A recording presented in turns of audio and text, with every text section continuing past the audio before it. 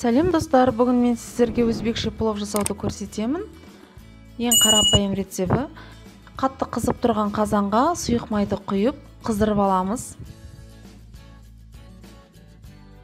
Енді пиязды жақсылап турап аламыз.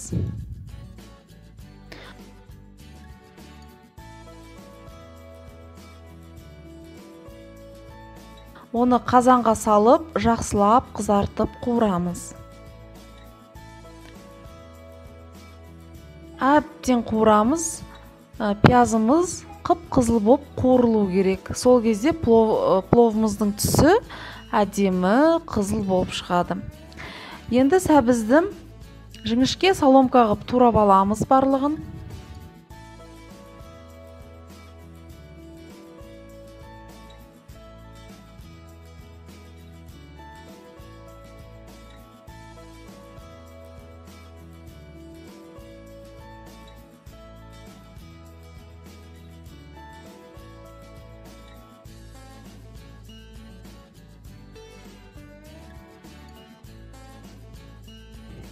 Міне пиязымыз осылай қып-қызыл болып қуырылды.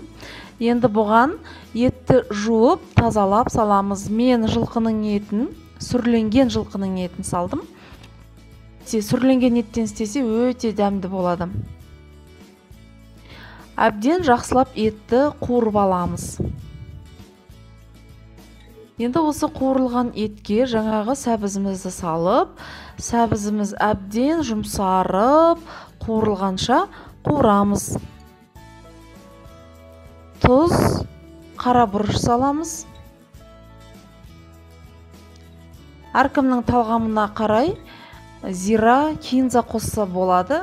Бірақ мен бүгінгі рецепте қоспадым. Міне, сәбізіміз әбден қуырылып, әбден жұмсарды.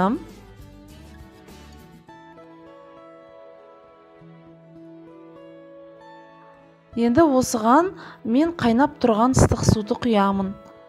Ыстық суды өте көп құюдың керегі жоқ. Мына етіміз суға батқанша ғана құямыз. Себебі суымыз көп болып кетсе, онда пловымыз плов болмай қалады. Суды көп құюдың қажеті жоқ. Енді біз етіміз піскенше оны 1,5 сағат қайнатамыз. Күрішті жақсылап жуып, оны ет піскенше суық суға салып қоямын. Міне, етіміз 1,5 сағатта пісті, дайын болды. Осыған енді жаңағы күрішті саламыз. Күрішті бір келкі ғып жайып шығамыз.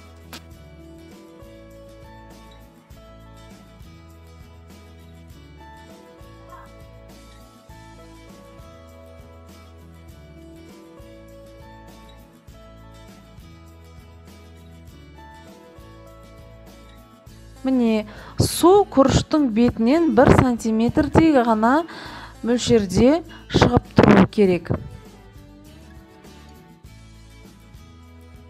Енді суымыз әбден азайғанша күтеміз.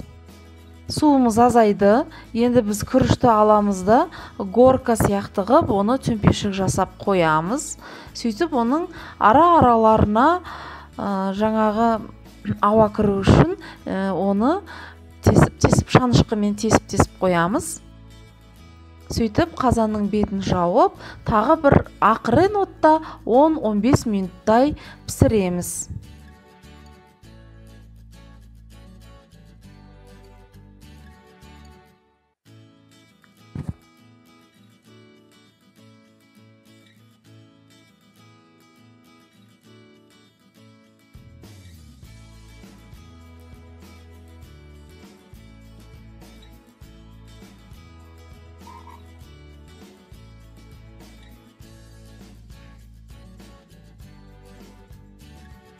Міне, күрішіміз дайын. Енді еттерін алып, мен күрішті сәбізімен қоса бір келкі қылып, оны араластырып аламын. Сөйтіп, өте дәмді. Етіміз жұп-жұмсақ. Дәмді плов дайын болды. Осы рецептпен істесеңіздер өкінбейсіздер. Өте оңай, дәмді және тез дайын болады.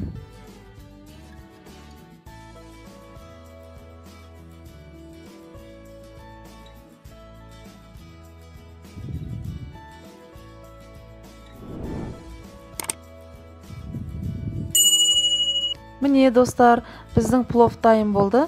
Менің каналыма тіркеліп, лайк басып қойыңыздар. Рахмет сіздерге.